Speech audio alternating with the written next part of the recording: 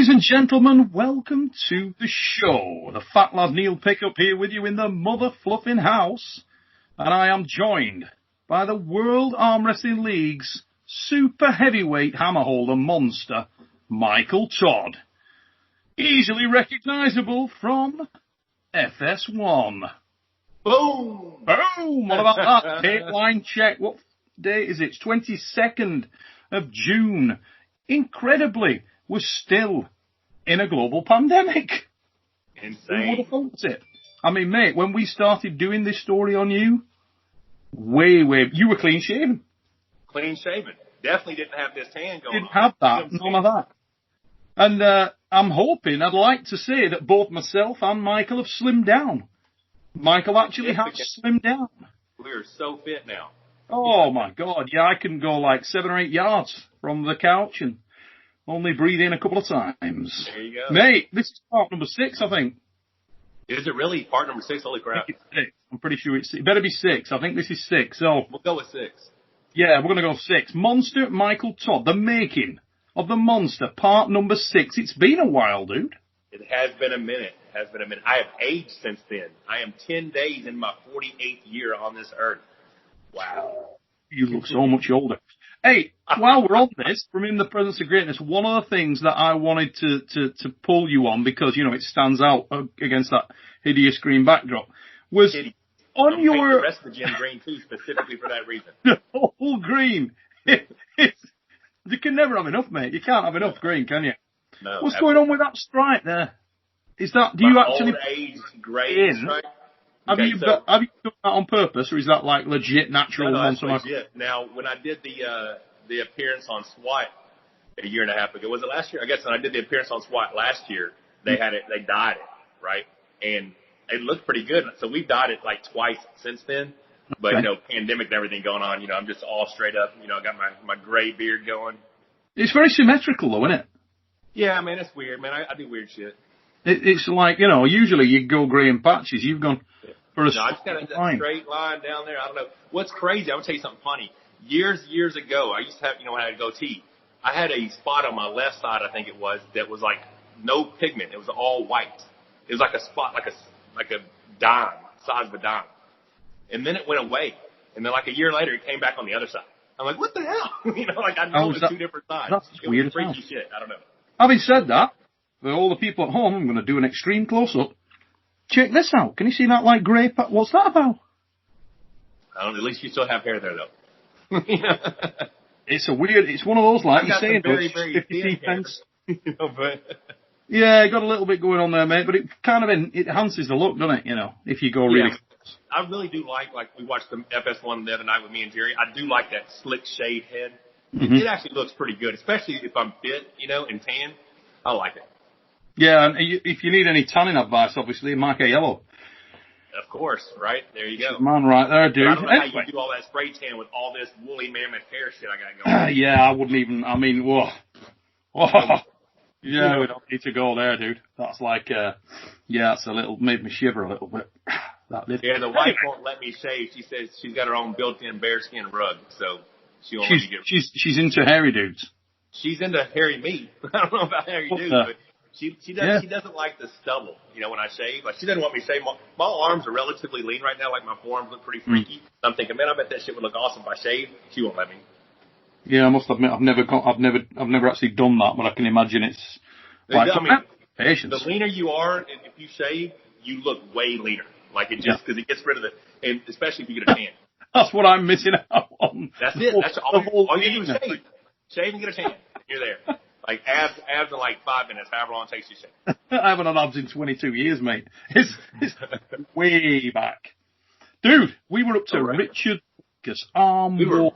Richard Lucky's Arm Wars, yeah? I've got to say, if you have not seen the other shows in the making of the monster, get your ass back. What could you possibly be doing in this pandemic other than watching me? This is crazy. Watch that stuff, guys. Come on, seriously. Just for you, I'm going to put the link into the description. Go check it out, then come back and pick this one up, because we are about to start episode number 6, Richard Lucas Arm Wars. And I think you were just about mid-match when you started taking barracking from my friend and yours, Mr. Bob Brown. Yeah, so I was like, Bob, why are you giving advice? Shut up. I mean, the guy's too strong. He doesn't even know how to arm wrestle. So yeah, he was just freakishly strong. And I mean, I felt good stopping the matches, and transitioning the press. I think by round 5 or something, I throw a couple of fast shoulder presses on him, you know. But yeah, Richard was just, it was my first time to ever arm wrestle him. He's just a freakishly strong man. I took like one of the clips of, I don't know which round it is, but when I stop him and he just pounding on my arm. It's crazy. I just did it on Instagram and then it automatically shares to my Monster Michael Todd Facebook. That thing's been shared so many times. I think it's got like close to 40,000 views or 55,000, some crazy amount of views, just that one little clip on Facebook. You know something funny? In the interim between us doing episode 5, show 5 and this, I don't know whether you caught it, but I actually did Richard. I got a couple of shows on. I've been watching, yeah. Now, learned so much about that. If you haven't seen the shows on Richard Lupkus, guys, go check that out. For those of you who don't know Richard, if you're new to the sport, Richard Lupkus is one of those chosen ones. One of those people that's just a weirdo. Just a freak, came into the sport, astronomically strong individual in all areas of the game. But the freakiest thing about that, Richard never trained table time. That weirds me out. I can't get my head around it. But it's crazy. Actually, after watching those two, I didn't really watch them. I listened to them. I was doing my morning circuit. So I went ahead and sent him a text the other day inviting him and Shirley to come down. You know, they like to travel quite a bit. You know, I told them when the pandemic gets over, come on down, enjoy Hot Springs, come train up because, you know, my new facility will be done here in the next 2 weeks. So come on down. We'll get you some training because I know he's got a match coming up with Alistair Deca. What do you think about that? Holy crap. Yeah, well, Deca's a bad dude. Bad dude. That's a tough match technically because I believe Richard's the stronger person, but Alex is much more technical in my opinion, and he has the longer lever. But yeah, so Alex is for me, Alex is one of those guys that could go on to greatness. I mean, Alex Connection. He's a big, we all talk about Vitaly Laletin, and Alex is bigger. He's bigger. You know what I'm saying? In every way. I think they're the same height, aren't they? 6'7" in height. Yeah, but he's just a bigger guy, right? Yeah. They're the same, but we talk about the length and the leverage and the height of, you know, Vitaly. Well, and Vitaly is a superior arm wrestler, but Alex is new. I think Alex is the biggest, isn't he? Is there anybody bigger than Alex in arm wrestling, period? Not currently now. If we're looking height and mass. No, that's a big dude. You know, and he could, I mean, it's like where we want to see Vitaly fill out his frame. I want to see Alex transition his strength to the table. Yes. And continue to improve technically. If you do that, that dude's a dangerous individual. Oh, mate. He's like you say, he's not a simpler cloth. But he's still a dangerous guy. You know what I'm saying? Like, you can bring them all in the WAL, and I'm going to keep my hammer everywhere. But bad dude. Well, going back to what we're saying with Richard, mate. You've pulled Denis Polarising, Andrei Pushka, who reminds me a lot of Richard in many ways. You pulled Richard, how long ago was that? Richard's now 62. Yeah, I pulled him 8 years ago, but I pulled him 9 times in 2 months. Nine matches. Do you think that Richard could legitimately have been the most powerful arm wrestler in history? The strongest? Raw? Now, I'm going to answer that question correctly. Mm-hmm. Pure strength, probably the strongest guy to ever arm wrestle. Not the best arm wrestler. No, which is perfectly understandable. Yes, Andrei Pushkar, much stronger arm wrestler. Denis Polarising, much stronger arm wrestler. I would assume Levance. To qualify that statement, though, mate. Denis Polarising, Andrei Pushkar, when you arm wrestle, 30-odd years old. When you arm wrestle... No, that's what I'm saying. I have no idea what the 30-year-old Richard Lufkes would have felt like with a crazy side pressure. And I heard Richard say the other day, and he misspoke. He meant to say sit-down table. He'd like to pull me on the sit-down table, but what he said was sit-down table. He would like to see if he could beat me on the sit-down table because he believes that I'm so much of a king's move puller that that's the reason I'm able to win. And that might have been the case 8 years ago. Now, I think I have made huge gains in being able to stay much tighter, not even so much tighter, but just more upright in my attack. And I've become more of an attacking arm wrestler now. But yeah, Richard, I've bragged on Richard so much in my life, it's ridiculous. I mean, like, I think he was 300 and something pounds, strapped 200 pounds to himself, and did like 8 or 11 wide grip chin-ups. I mean, who the fuck? I mean, sorry, who does that? You know what I'm saying? And then at 298 pounds, he strapped 300 pounds to himself and did like 10 dips. Yeah. Who does 600-pound dips? You know what I'm saying? That's just stupid. I mean, but that's how strong that man is. I've told you, and I said this in the previous thing. We were praying before. I actually said it in one of my things. We were praying before the 2008 national championships, and in the middle of the prayer, I'm like, dude, you got to back off my hand a little bit. He was squeezing my hand so hard, I was like, you got to stop squeezing my hand. I was like, seriously. I was like, all right, man, yeah, that's a little too much, you know. But yeah, he just doesn't know his own strength. He's super freakishly strong. But yeah, so Richard Lucky's Arm Wars, that was for the interim. After I won that, called out Devin, you know, I was like, hey, let's roll whenever you're ready. That match never got to happen. Devin had his surgery. He went on to being a 225 guy. So technically 2018 WAL was that match, you know. So in my opinion, not only did that solidify me as a WAL champ, it solidifies me as an Arm Wars super heavyweight champ, right? Because the interim champ, the main champ, and I'm the champ. So basically that's how it comes down. But, so then 2 months later, I get an invite. Marvin Cohen hooks this up. It's a UAL UAL is the banner that they're going behind, but it's Marvin Cohen event. Wounded Warriors Foundation, Morro Bay, California. Alan Fisher pulls Jeff Hale and I pull Richard Lupke's. Yep. And catch him out, boom, boom. But then I think I bust him pretty hard in the shoulder press round 3. So after pulling him in September, I was much more prepared in November to pull him again. Mm-hmm. So, that was, you know, so that's my record against him. We technically pulled once at the UAL 8, but that match, he came up to me before the match and said, hey man, I don't want to, I can't beat you and I don't want to wait, you know, I don't want to get worn out on you, so we'll just make it look good. So we just kind of, that's actually out there, and I may not still say anything, but that was just like one of these little, matches, you know. So in my opinion, the official record is we've pulled 9 times legitimately, and I've been blessed to win all 9. So when he's talking about the people that he had, think about that. He's got winning records against John Brazing, Gary Good, crazy people, and the people that, you know, like he was never able to beat Devin. He never got a pin on Devin. He never got a pin on Pushkar. Never got a pin on me. You know, but I'm like, he's later in his career. But even in that time in his career, we've seen him do some amazing things, right? I mean, Richard Lucky's, like we was talking about the Arnold Classic. Y'all were talking about it in his interview. I mean, he comes back and wins the Arnold Classic to the point where he puts John Brazing in 3rd because Tim Bresnan eliminates him, and then he wins Tim Bresnan 2nd, John's 3rd. And I was there, and a lot of people were at that event. Marcio, Ron, Steve, a bunch of people. So yeah, bad dude for sure. And then, so that, I think, the funny thing about that event, this is crazy, because, you know, I just talked about my thing on SWAT last year where I got to be on SWAT. I was in Morro Bay, and I get a phone call from Marvin Cohen telling me if I can be in New Orleans the next day, I have a speaking role in Jason Statham's movie Homefront. Well, my flight didn't get back to Arkansas till the next day, and then I'd have to drive 8 hours. So I was like, I can't make it the next day, but I can be there the next day. They went ahead and filmed that shot with somebody else, so I missed my speaking role in Homefront. So my acting career could have technically started, you know, 7 years earlier. Yep. But I did go down to New Orleans the next day, and I hung out on set with Jason Statham for probably 8 hours or so. What a great guy Jay is, isn't he? Yeah, super cool dude, man. That was cool. What a great bloke. So that was it. Pretty much 2012 kind of ended like that. My next super match was for the UAL, right? You had told Robert Drink, you know, we done that 2011 at the Arnold. He's like, man, you got to get this guy. And then you got me out there to pull Tim Bresnan, and that match led to me pulling Devin. But so this is 2013 UAL 3, I believe, right? Mm-hmm. It's a $10,000 UAL ring, me versus Jerry Caderet, because Jerry Caderet was his champion. Jerry won the event in 2010. Then he won the match against Richard Lupke's in 2011. So Jerry was the UAL champ.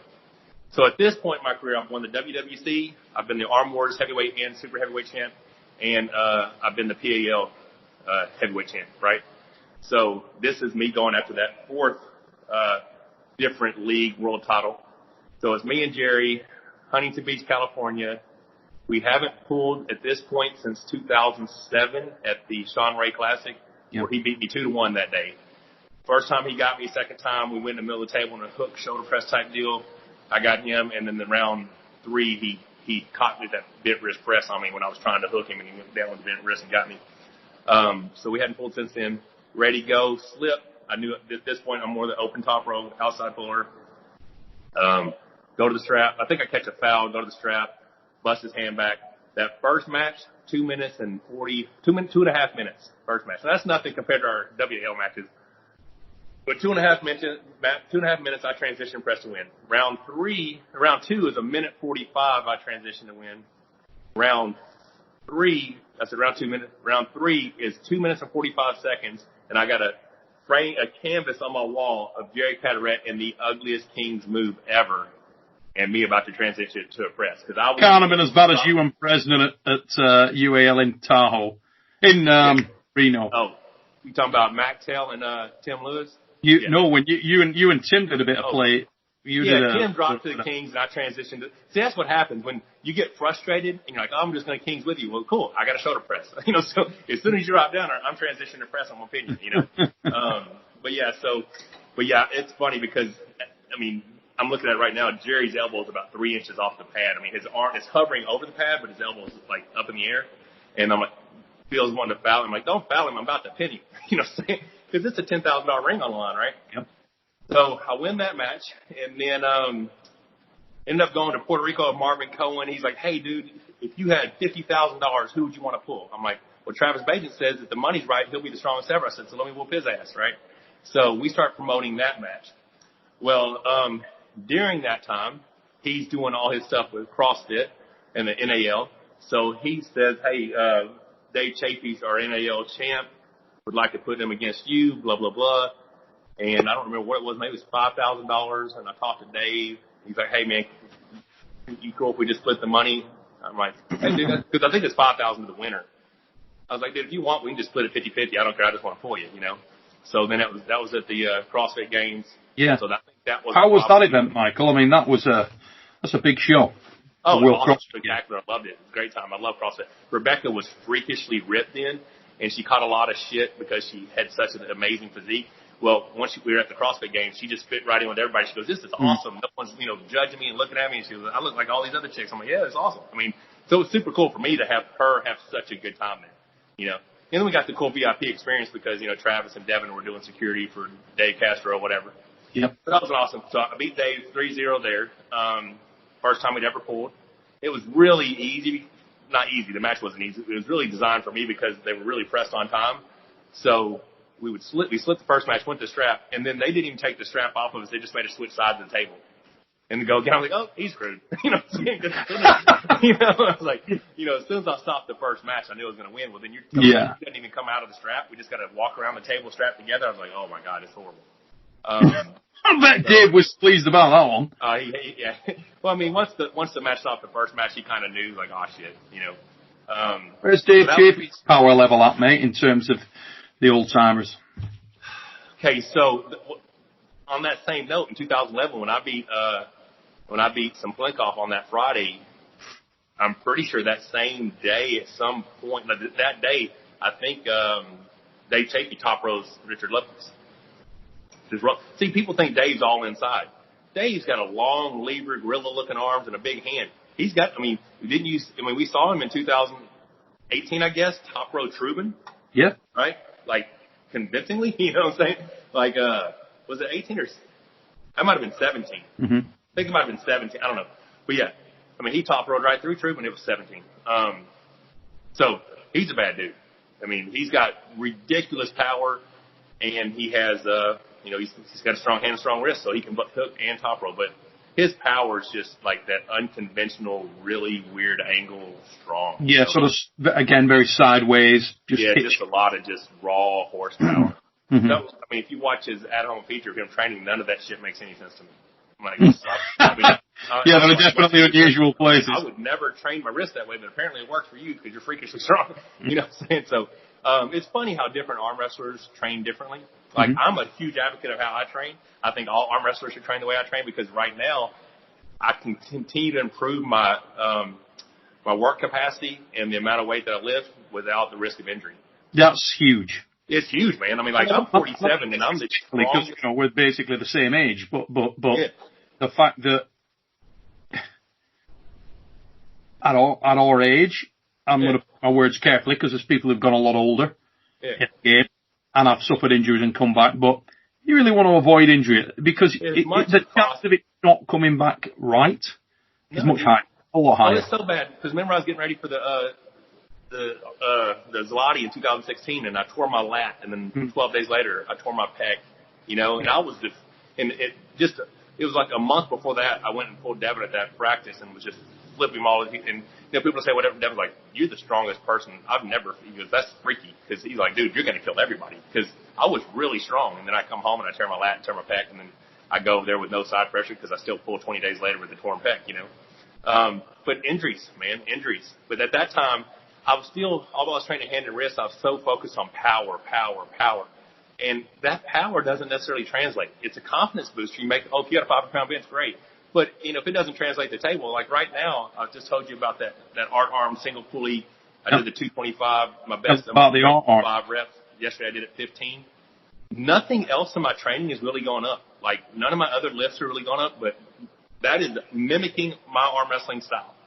And I'm the strongest I've ever been in my life at arm wrestling. So just repeat what you did, mate, for people that didn't catch that. Just give us a comparison. The art arm handle, I hook that up so that I can, because I have the way it straps, it's an attachment straps to my handle, and it sets up for me like a top roll. Mm-hmm. And it's a single pulley, so it's accurate weight, 225 pounds off the ground, straight up. And I don't pin it to the pin pad, I pin it straight to the tabletop. And 4 weeks ago, my best was 5 reps with 225, and yesterday I did 15. And I stopped at 15. I felt like I could have done more. But I was out in the gym by myself, no pre-workout, no hype. Just, hey, what's up? Let's see if I can do it. Because I felt like I needed some more content for my Instagram, you know what I mean? And I was like, oh, this is fun. And this is the problem. We're just talking about injuries. Is because 3 days after I did that 225 for 5, I did 250 for a single. I think it's a legitimate chance that I could pin 300 pounds. You know what I'm saying? Yeah, which is crazy. I don't want to get injured.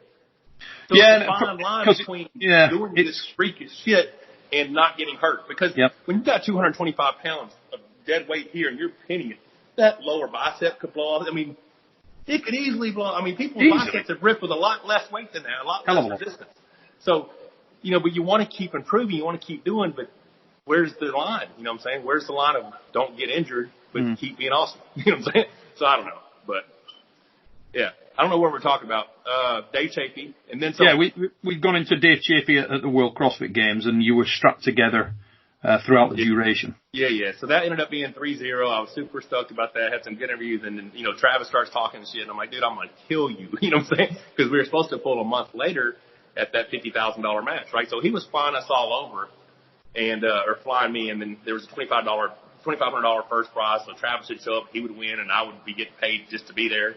Yep. And when it came down to it, each one I had my mind in Rebecca's flights and my money and everything was taken care of. Well, I'm a week out from this $50,000 match, and nobody's booked my airfare yet. I'm like, dude, what's up?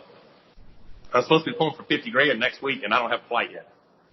So I start to second guess. If there's no flight yet, there may not be $50,000. You know what I'm saying? So that thing actually ended up falling apart, and UAL ended up saving it by holding an event, UAL 4 maybe. And that's where Devin and Oleg ended up pulling. So I could have came out there and pulled, but as soon as I found out that I wasn't going to be pulling, I just kept training. And I'm very superstitious about taking a week off. Like if you want me to pull on Saturday, I haven't trained since the previous Friday or Saturday, you know what I'm saying? Yeah. So if I go ahead and train Monday, Tuesday, Wednesday, like, hey, do you want to pull Saturday? No. I'm just superstitious about it, right? Yeah. Especially if it's for money or something.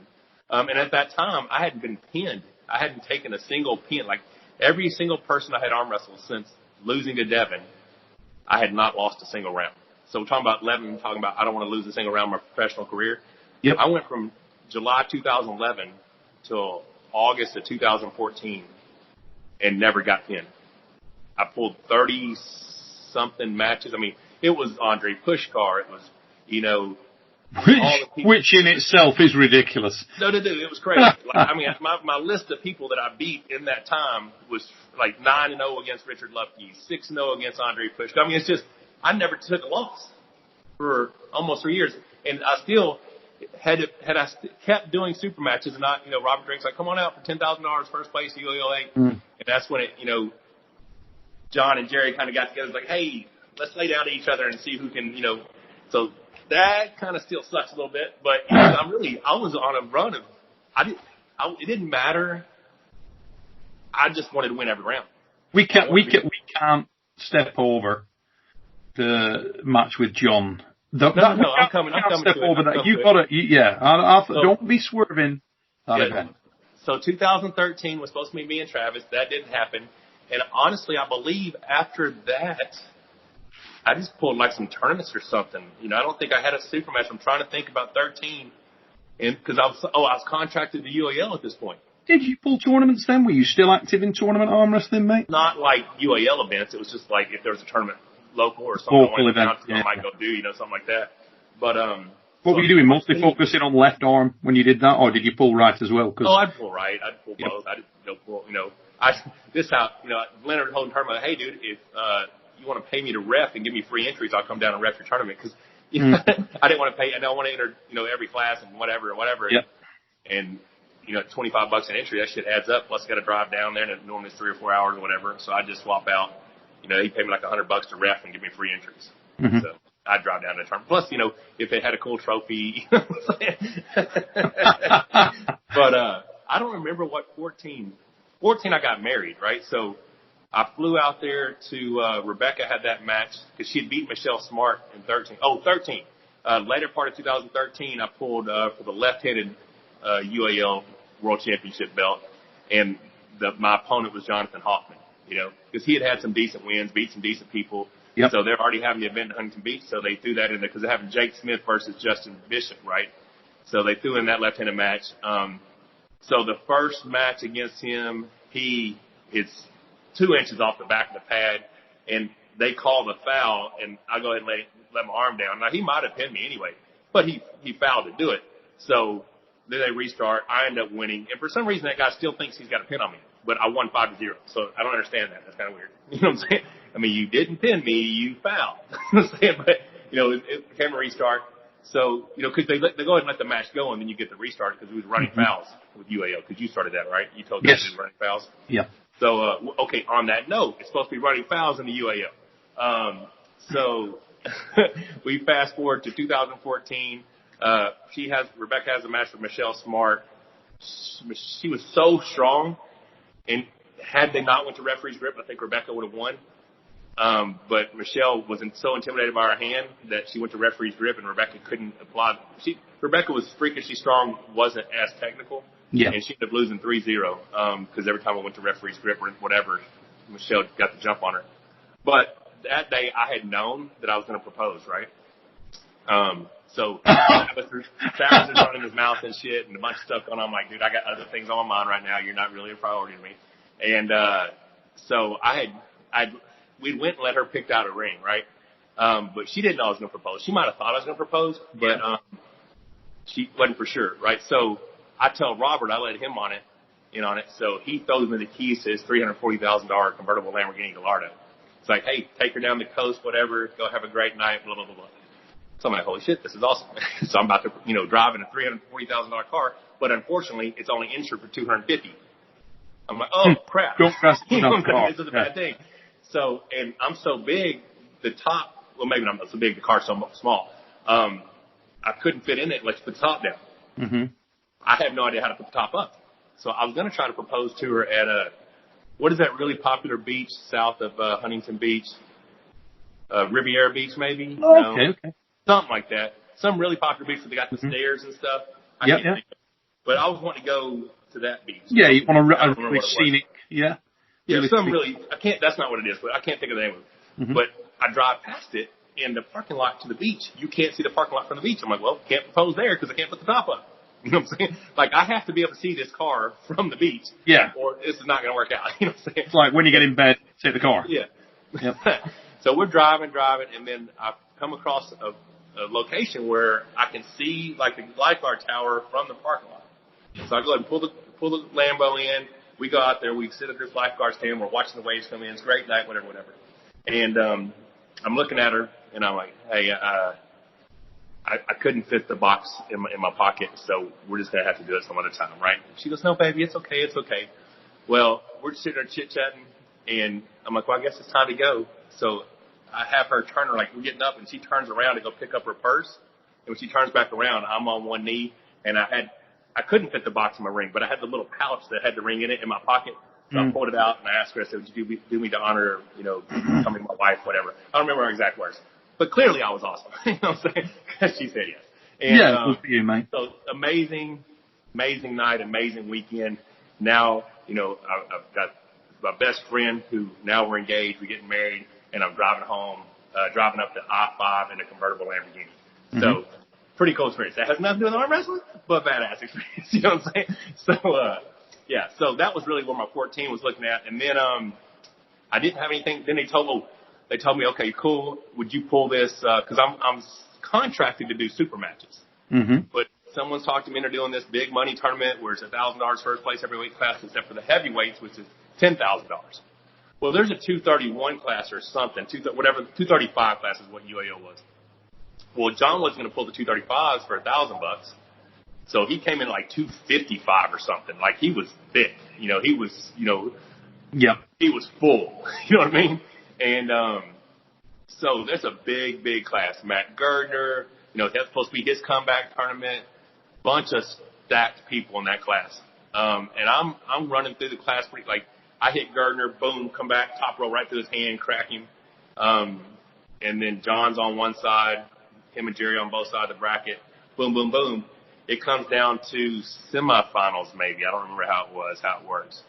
Well, John and Jerry get called at the table. John goes like this. Jerry's fresh, so now it's me and Jerry. Well, I haven't not lost a pin in freaking 3 years, so I'm not going to be the smart guy who plays the, strategy and lets my arm go down and let them wear themselves out and then we come back. I go ahead and pull this dude for 2 minutes and 4 seconds or something in a brutal match. I mean, just whack. Just he's all over me. Transition around, beat him, and I'm like, I'm screwed. There's no way I'm going to beat John now. Well, then John pulls Jerry. Jerry lays down to John. Now I got a fresh John in the finals. And this is where the people don't see this part. Ready, go, slip, ready, go, strap, boom. I have everything I need in that start. John's elbow comes up off the thing.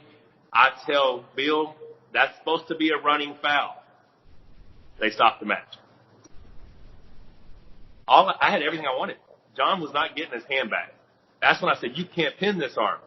He couldn't have pinned it in that round. But now they restart it, and when I go to hit my kings and my pronation, he stops it with his fingertips, right? So I don't get as much of his hand. Go back and watch it. You'll see. I had him cracked enough that first start that I don't think he would have pinned it.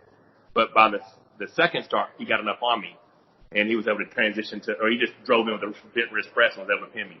He loses. He goes all over. He's talking. That's what the whole where you going, buddy type deal.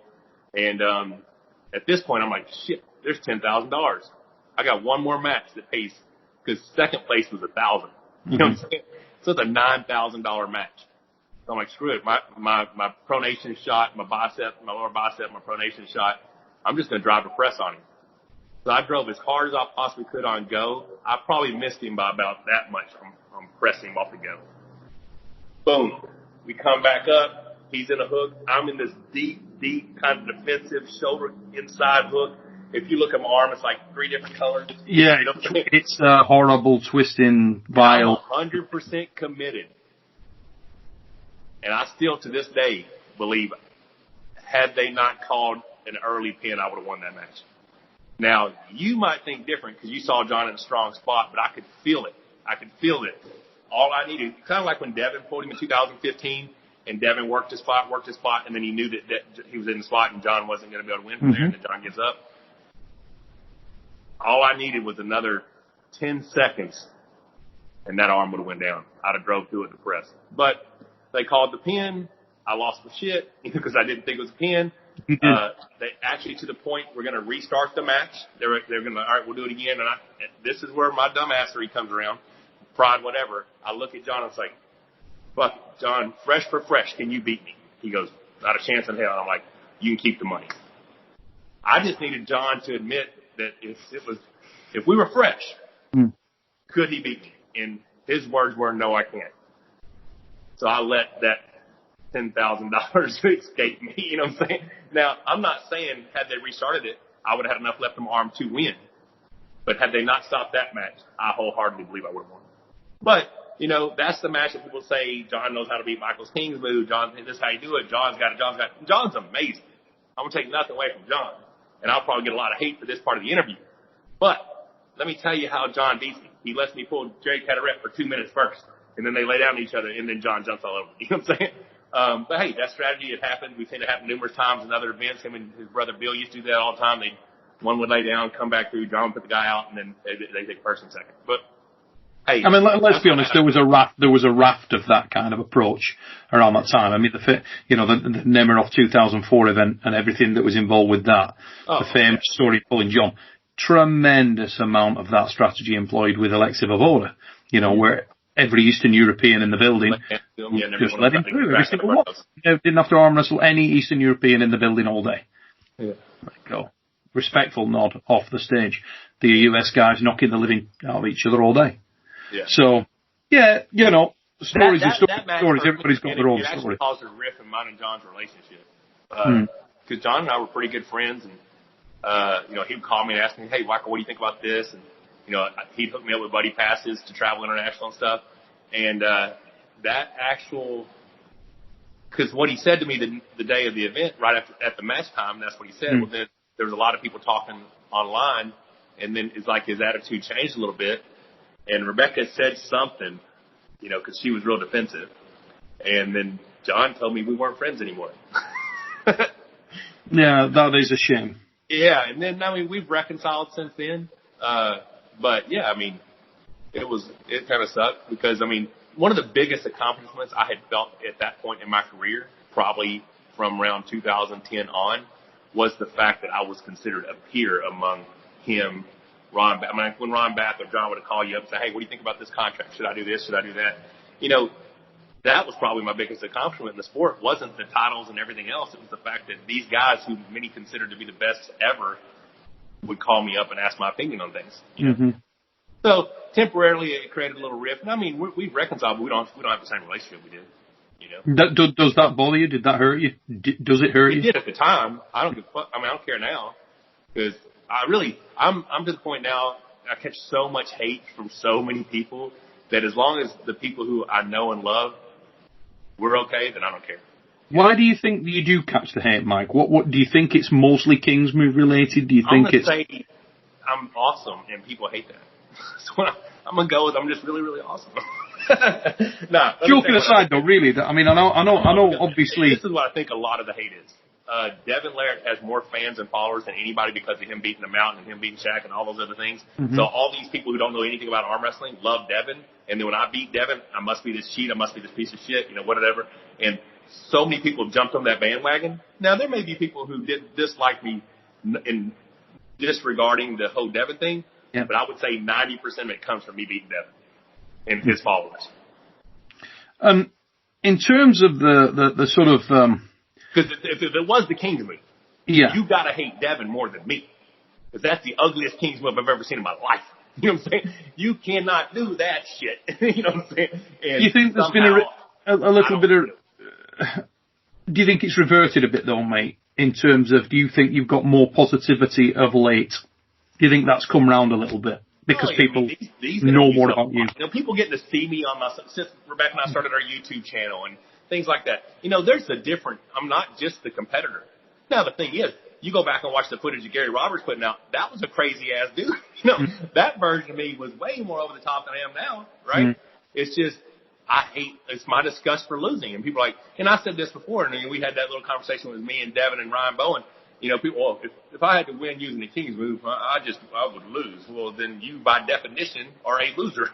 You know what I'm saying? If you would choose to lose over performing a legal technique, you, by definition, are. So, I mean, I'm like, you're either lying and saying you wouldn't do it, or you're a loser by saying you would choose to lose. Now, I think the other thing is, I don't know, Neil, but that's a. Well, myself, I can't. I don't think I can do the King's move, Mike. But if you could pull it off to win a world title, would you be like, oh no, I'm not going to do it?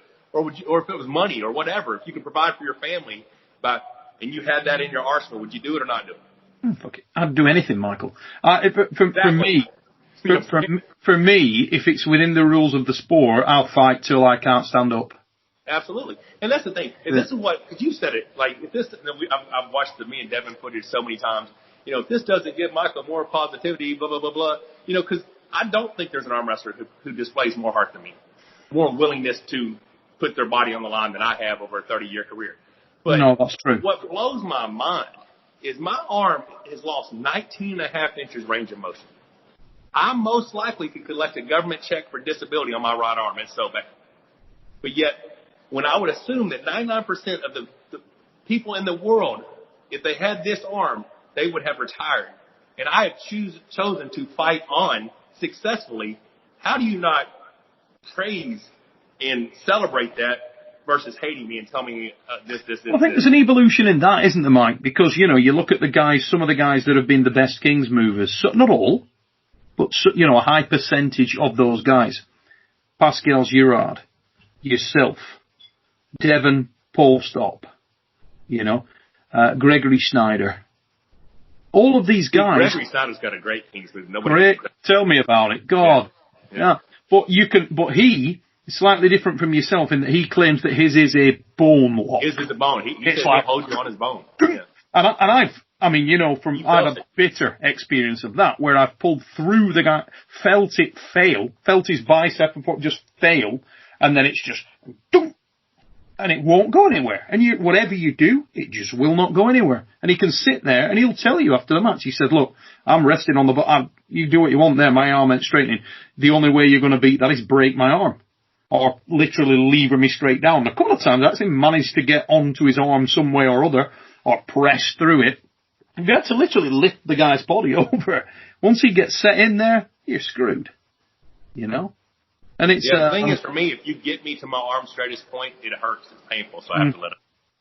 I remember Ruman Dragonos when he pulled Ruman Dragonos in arm wars and that, and Ruman Dragonos, giant guy, really powerful guy, had the same experience, and he came off after and said he didn't know the English word for cheat, but he was saying Ruman was saying, that's cheating. He's just lying back. I said, mate, I know how that feels because I've pulled him in super matches. I know it's hard as hell, but it's beatable. I've drawn with him a couple of times, 3-3. It's a possibility. You can actually do something with it, but you've got to find any and every way around it. I think the other thing is there, if you've got a limited range of movement, it lends itself towards the King's move, but it doesn't mean you can do the King's move. It's not like an autopilot, oh, there you go, your arm's a bit knackered, now you're a King's mover. There's definitely a transition there, and you've gone through that, and Devon definitely has. He's evolved into that position. See, the problem with mine isn't the limited range of motion this way, it's the limited range of motion this way. I mean, I can't get any closer than that to my shoulder. I mean, I think I said this before, I jokingly say I have a beard because I can't touch my face, I mean, do you get pain? Do you get pain that way? Oh yeah, that bone, like, you hit that? Like, if I ever fall, like, if you ever see me trip. That's what I was just going to say. Tuck my arm, because if I land on that, it's going to break. Because that hurts. It hurts the tendons, it hurts the ligaments. Like a weird, it's quite a weird thing, isn't it? It's horrible. You know what I'm saying? But yeah, 14, I lost that match. So I was disheartened at the time because I felt like, damn, I just went 3 years without losing. Now I've lost the pin. So at that point, let me tell you how dumb I am. Now, Marvin Cohen shit doesn't happen a lot of times, but he was going to get me on WrestleMania, and I was supposed to arm wrestle Big Show or somebody. That'd be cool as hell. Let him win one. I was going to win one, and then the last match was going to be real, and I was supposed to get a pretty good paycheck. I'm like, yeah, I'm not letting him win one. Because I hadn't been pinned in 3 years. I was like, fuck it, I'm not doing it. My name's not Travis. I don't just let random fucking people beat me. You know what I'm saying? Travis will just let, anyone for $1 beat him. You know what I'm saying? I was proud of the fact that no one had pinned me in 3 years. Yeah. And so there's opportunities, and I've made mistakes like that in my life. I probably should have said, okay, let him pin me. But I've been the advocate for us as athletes. I wanted people to respect arm wrestlers as athletes and not think we're just, some NFL guy can beat the best arm wrestler. No, you can't. You can't. You know what I'm saying? That is stupid to think that way. But, it's a good point. Yeah, I've always been that. I never want to disrespect the sport that I love by saying, "Oh, this is for fun. Let's get more likes if this guy beats me." No, I'm going to prove that the best at what he does has no chance of beating me at the best of what I do. You know what I'm saying? Yeah. That's always been my mentality. And everybody who knows anything about the sport does know that. It's just there's just so many people in there that don't have that understanding. That's why so many people think Devin's the freakiest, strongest guy in the world because of how easily he beat, Thor. I mean, I'm half Thor, But yeah, I mean, so I don't know what happened after that. 2014, 2015. Oh, this is a good story. And I probably shouldn't tell some of this stuff because people may think I'm an asshole, but I'll tell it anyway. No, that's the good stuff. I mean, at the end of the day, if you put it across how it is, Michael, people want to see it raw. So I think you need 14, to. I don't remember if I pulled any more events that year. I can't remember. But 15, because we got married, 4th of July. We got married in front of the Bellagio. It was awesome. So I got married right before we went out there to that UAL 8 event. Then we flew out to Hawaii and got to do an anti-bullying campaign in Hilo, which is awesome. They flew me over to do an because I was made fun of as a kid. I was a short, fat kid, so I had, that stuff hurts when you're a kid, right? So sure. That's something I'm definitely,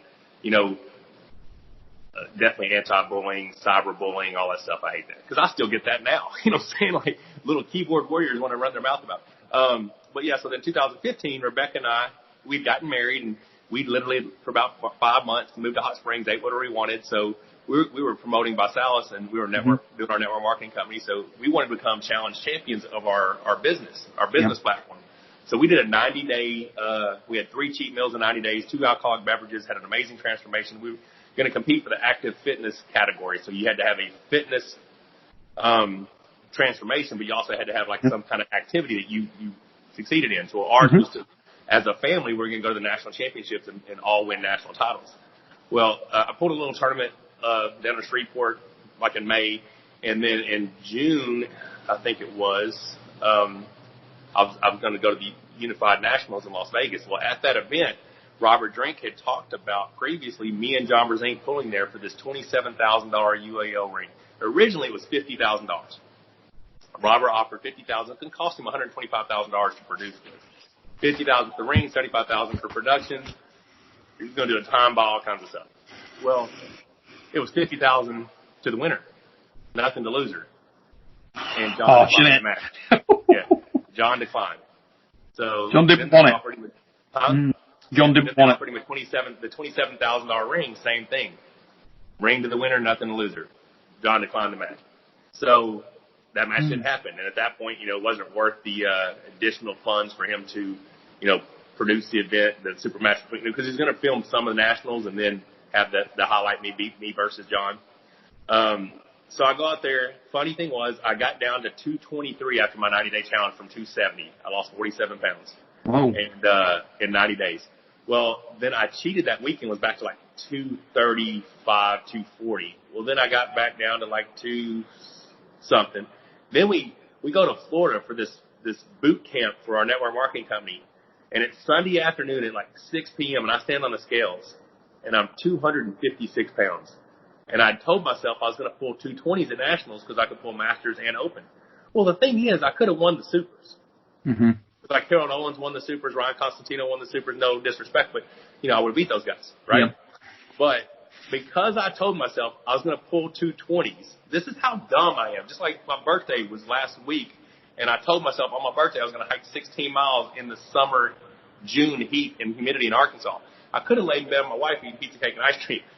But because I said I was going to go do a 16-mile hike, I had to do it. Because I said I was going to make 220s, I stood on the scale at 256. 100 hours later, I went at 217 and a half. Whoa, you can have that. I lost 38 and a half pounds. Yeah. Forget that shit. Dude, it's ridiculous. Rebecca thought I was going to die. I was in Vegas, preparation H all over my body, wrapped in saran wrap, sweatsuit, waist belts, sweatpants, hoodie, 110, 115 degree heat, jogging the strip. Yeah, I went in at 217 and a half, won the open, but that's when, I was only I was blind as shit. And that's when, Herman Stevens took second to me. I won right and left. And then the next day I won Masters right and left. Rebecca won the 132 right, 154 right. Ryan won the youth. So we all won. Well, so then we go and we win our couples challenge. We get $5,000, all kinds of cool shit. Then I get talked to. I go out there and I go out there for the UFC Fan Expo, and that's when I watch Richard Lupke's and Andre Pushkar pull. And Andre goes, "I want a rematch." I'm like, "I'm sure you do. Look at my light ass. I'm skinny as shit." You know what I'm saying? Like I was 235 or something. And so that's when I started talking to Igor and them about a potential matchup with me and Andre. Well, then I'm sitting there. I pull some more local stuff, whatever, and then I'm watching the Zloty tour. And I told you like a week or two before that I thought Trubin, after watching him, beat Farid Usmanov, I was like, I think Trubin's going to have something for Andre, right? And then Trubin just cracks Andre's wrist, whatever. I mean, Andre wins, but it was a hell of a match. Yeah. And so I was supposed to pull Trubin February in Vegas at Vendetta in Vegas. Well, Andre, they said he had an injury, so they replaced him with Trubin. Well, in my opinion, I needed to be strong to beat Pushkar, technical to beat Trubin. Yes. I felt like I was strong enough on that day. Had my match been with Pushkar, I could have won the overall number one in the world that day. But since I was pulling Trubin, he out-arm wrestled me like Devin did in 2011, because at that time, all I had was a defensive King's move. I didn't have an offensive King's move. I didn't play with my hand. So he found a way around it, basically did the exact same thing. Devin didn't beat me. So then I pulled Unified Nationals right and left up in Atlantic City. Rebecca won. Ryan won right and left, so we all won again. And I'm supposed to be pulling some Plinkoff at Vendetta in Vegas. But I didn't know for sure the match was going to happen. They kept going back and forth till like 2 weeks before. So I really wasn't prepped for it. I was like, because it didn't matter as much to me anymore because he'd been inactive and Plinkoff wasn't number one in the world anymore. I wanted to pull him when he was number one in the world because they had me at number two. So I wanted to pull him then. Well, then he wasn't ranked. So I was like, whatever. I'll take the check. Whatever. Let's do it. And then I got a little nervous because I watched him doing those 300-something pound curls. So I'm like, oh, shit, I can't beat that dude. And then we get out there, slip strap in the first match. I'm like, I can beat this guy. You know what I'm saying? So he gets me round one, he gets me round two, but by round three, I almost flashed him on go with the bent wrist press, so we slipped up the strap and around beating him. Because I almost flashed him with the bent wrist press in round three, I go for it again in round four, even though I feel that he's side pressure and blocking it. Yep. But I'm like, maybe I can be fast enough.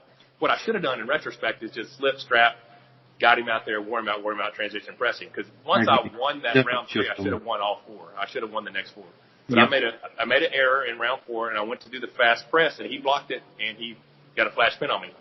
I beat him in round five, so now we're 3-2. And then in round six, I feel like I was going to win, but they fouled me out. And I rarely get fouled out. People dog me all the time for fouls, but I pull in PAL forever, and I rarely get fouled out, But I got fouled out in round six, so he beat me 4-2. So that was 2016. Well, then I decided I'm going to go pull Zloty, and then I tore my lat October 19th, and October 31st I tore my pec, and then Zloty tour was November 20th. So I show up in Poland, black and blue from here to here, I end up I pull Andre the first match, and I slip strap, and then I felt like I caught him, but they called the pin shortly after that.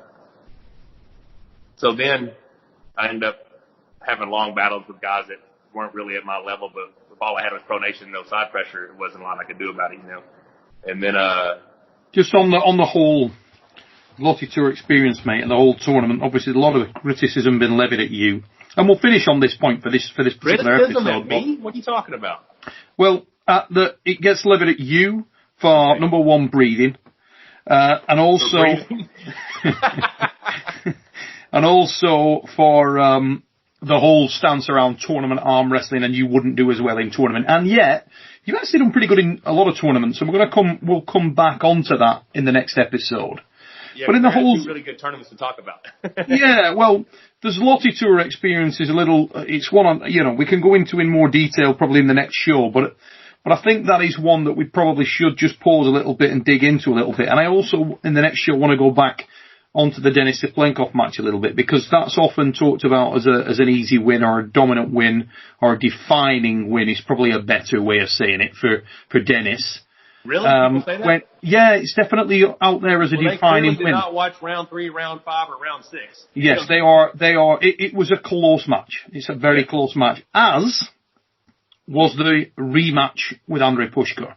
Very close. The reason I want to go into them is because I want you to give us more detail on that. As I say, not for today, We're 55 minutes in. But for those of you who have been following this series, guys, we will get into that in the next episode. I want to say a big thanks to Mike for taking that hour of your time, mate, coming on once again, and filling in some more gaps on the career. If you're new to the channel and you like what we do, please like, share, subscribe, tell everybody about it, tell them where they can come and find out more in depth about Monster Michael Todd. And in the interim, we hope you and your families are well. Stay strong, everybody, and take it easy, peeps. Be blessed.